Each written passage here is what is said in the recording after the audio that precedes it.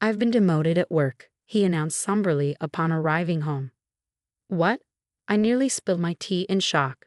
His company's recent poor performance and impending restructuring had hinted at potential personnel changes, but I never anticipated it hitting Scott directly. Nevertheless, I felt it was crucial to stand by him during such trying times as his wife. "Well, perhaps it's just a stroke of bad luck. Times are tough, and I'm also working, so let's not fret," I replied, trying to maintain a cheerful demeanor. "I'm Catherine, 50 years old, currently employed full-time in the back office. I reside with my husband Scott, who is 2 years my senior, our high school sophomore daughter Julia, and my 72-year-old mother-in-law Ethel. While Ethel and I may not always see eye to eye, our interactions are limited to when I'm home since I work outside, so I've chosen not to dwell on it.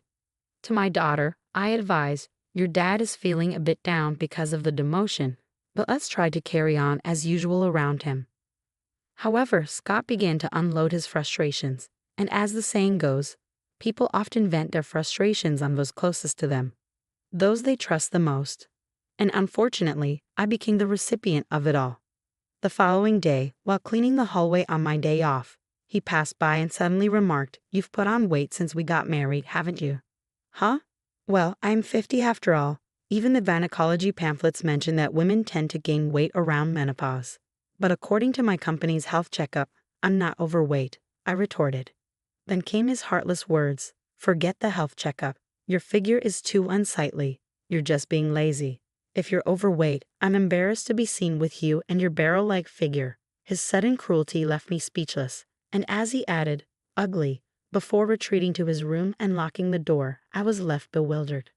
What? What's happening all of a sudden?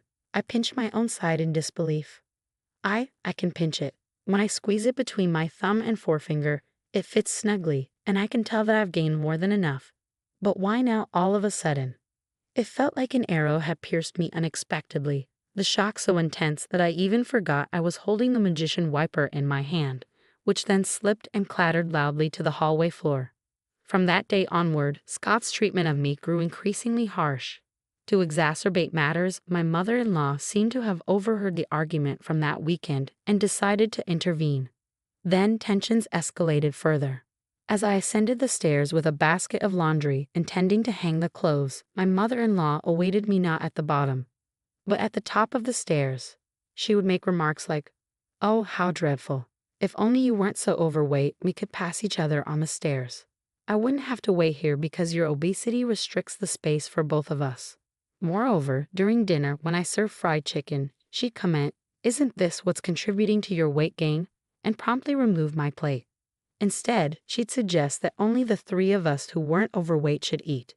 My gynecologist had mentioned that after middle age, one tends to either gain weight or lose it, yet my mother-in-law remained on the thin side. She was as slim as a dried-up tree, but I managed to tolerate her incessant taunts. Such annoyances had become routine, so I had grown somewhat accustomed to them. What truly wounded me, however, was my husband's behavior. Since that incident, Scott ceased speaking to me. There were no expressions of gratitude or compliments, not even when I served him breakfast. He simply ate in silence and then left the table. He would enter and exit the bathroom without uttering a word. Though we still shared the bedroom, he would merely turn his back to me and immerse himself in his smartphone. I couldn't bear being treated as though I were invisible. One night, summoning my courage in the bedroom, I asked, "Is there a reason you're ignoring me?" His response was cold. "Not really, but I prefer not to engage with anyone other than humans." He continued, "I don't want to be associated with a family member who is this overweight. If you truly care about me, you'll shed some pounds." What? His words left me disheartened. But it's inevitable with age. You understand that, don't you? Even though I walk 1.2 miles for my commute, I'm doing my best in my own way. Despite my efforts to combat the weight gain that often comes with aging, he coldly turned his back, dismissing my struggles. "If you're not seeing results, then it's as if you're not trying at all. Don't speak to me anymore." And with that, he truly stopped acknowledging my presence. Meanwhile, my mother-in-law persisted in taunting me about my weight. Whenever meat, fruits, or rice were served, she'd question, "Are you permitted to eat that? Do you realize?" Eventually, I found myself restricted to salads and boiled vegetables. Scott remained silent throughout, merely moving his chopsticks without a word. It seemed my marriage was nearing its end. During my spare moments, I began packing my belongings. If this was the treatment I would receive from Scott, perhaps it was best to disappear altogether. When I confided in my daughter, saying I'm considering moving back to my parents' house, she sympathized. I understand. I witnessed Grandma and Dad always picking on you during meals. It's painful to watch. I'll come with you, Mom. We can stay with your parents and I can still attend high school from there. And now, tomorrow marks the beginning of the demotion I've been anticipating, right after the winter break. Scott approached with a smile, suggesting, let's all have a drink, just this once. Tomorrow, life without subordinates begins for him. I pondered whether he found this situation unbearable. However, by now, I had lost the will to play along. Even his forced smile grated on my nerves. Scott piped up, let's enjoy a nightcap with dinner. I'll whip up some wine spritzers. It might have been the first time he had directly addressed me since the demotion announcement. He continued, Julia can have juice, and I'll fix you a wine spritzer too, Catherine. He then placed the prepared drinks at 3 spots on the table. Odd, why the sudden change? As Scott momentarily turned his back to search for the TV remote, I discreetly sniffed the drink he had poured. What? I detected a faint scent, unmistakably familiar. I knew it from my own culinary endeavors. How could he even think to serve me this? I refused to tolerate it any longer. Between my mother-in-law's constant harassment and my husband's neglect, I had reached my limit. The sight of the wine spritzer pushed me over the edge. Scott, could you please grab the camembert cheese from the fridge? It's from the local dairy farm, and it's absolutely delicious. I'm grateful for this family time. Would you mind fetching it? I requested, hoping he would contribute at least this much to our moment of togetherness. As Scott made his way to the fridge, I took the opportunity to swap my drink with the one on the seat to my right. It was Ethel's seat. Upon his return with the cheese, I announced, now that we have our snacks ready, I'll go fetch Julia and mother-in-law, loud enough for them to hear. Dinner's served. The two of them joined us in the dining room and took their seats, creating an appearance of a typical family dinner. Except, I didn't have any meatloaf or cornbread salad. Instead, we had stewed chicken soup, camembert cheese, and wine spritzers. Julia opted for juice. Let's dig in. Julia broke the silence, while Scott and my mother-in-law remained silent. I took a sip of the wine spritzer Scott had prepared, noticing him watching me closely. With a smile, I remarked, yeah, it's quite good. Huh? Scott muttered something under his breath, but I chose to ignore him. Instead, I focused on my salad before taking another sip of the wine spritzer. Suddenly, a stream of red liquid shot out from my mother-in-law's mouth, resembling Godzilla's fiery breath.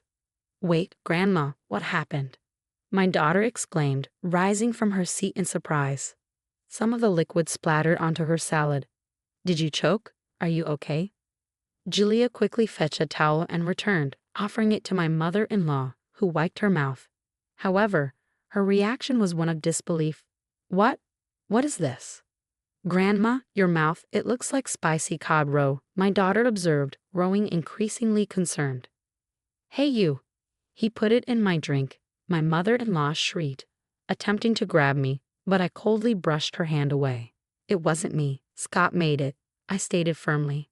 This dismissal, coupled with the revelation of Scott's involvement, seemed to stun her. What? My mother-in-law screamed, her lips still stained with sauce, before turning to glare at Scott, who was visibly trembling. Leaning towards him, I exerted some pressure by resting my hand on the table. You thought you could sneak it into the wine spritzer, didn't you? I could detect it slightly because I've encountered it before. That was a dash of hell, wasn't it? I confronted him sternly. A drop of hell? I picked it up at the food fair in Alabama.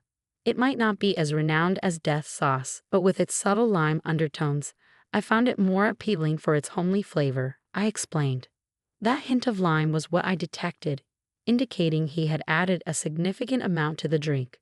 My mother-in-law likely didn't notice due to the wine spritzer's aroma, or perhaps she mistook the lime scent for part of the drink's flavor. Regardless, this was an exceptionally malicious prank, incredibly vicious. Wait, Dad did that? Julia's expression was one of disbelief. I actually intended for Catherine to have it, Scott admitted. You should switch it with yours. Even if my mother-in-law is foaming at the mouth, it's out of line. Just because she realized it was meant for me, she wants to pass it off to me. I'm not touching that dangerous concoction, I asserted in a hushed tone, maintaining pressure on Scott. And then I confronted him. Explain why on earth you thought pulling such a stunt was acceptable, I recounted. You were putting on weight, and spicy food can boost metabolism. So I figured I'd give it a try, Scott reasoned. Pathetic. What a lame excuse, I scoffed. Did he truly believe such an explanation would suffice? It was utterly embarrassing. Under pressure, my husband hesitated, shifting his chair back slightly. I'm not crazy. This is a legitimate reason to support your diet. Here, swap your cup with mine and have a taste. I made it for you, he urged. Closing in, I saw him retreat. What are you implying? As the one who prepared it, you should be the one to sample it. Come on. Rising from my seat, I grabbed the cup containing the fiery concoction meant for my mother-in-law and tossed it in front of my husband. Setting it aside, I closed the gap once more. After ignoring me and treating me like I'm invisible for so long, did you honestly expect me to drink something you claimed to make with a smile out of the blue? Did that not occur to you in your empty head? Isn't it all too childish? Come on, taste it as the one who brewed it. Take some responsibility, I asserted, slamming the table. At the sound, my husband, perhaps hoping to evade further confrontation, rose from his chair and stepped back. Amidst the tense silence, a soft voice broke through. Both my husband and I turned to the source. It was our daughter, Julia. She began to speak, her words sounding strained as if she were forcing them out. Taking out your frustration on Mom, who supports you the most when work gets tough, and subjecting her to repeated cruel treatment. It's like a childish prank. I might not be supposed to say this to my parents, but it's too immature and unbearable to witness. Our daughter stood up, addressing her father directly. Is it wrong to struggle with weight? Mom wakes up early, walks to work, and even packs her own lunch. So it's not fair to say she's not making an effort, she continued, turning to face her grandmother. And you going along with it, taking away Mom's dinner like the fried chicken incident. What Grandma is doing is reminiscent of high school drama. It's embarrassing, she remarked firmly. At these words, a flustered Ethel began to offer a confused excuse. That's not it. I'm just concerned about Julia's mom not gaining any more weight. I want her to feel positively about herself in front of her granddaughter. Besides, Ethel, like Julia, is also struggling with weight. But Julia remained resolute. Compassion is about understanding and supporting the other person. It pained me to see Mom's dinner taken away, especially when she looked so upset. That's not compassion. Mom hasn't had any health issues in her checkups, yet taking away her food is just plain mean.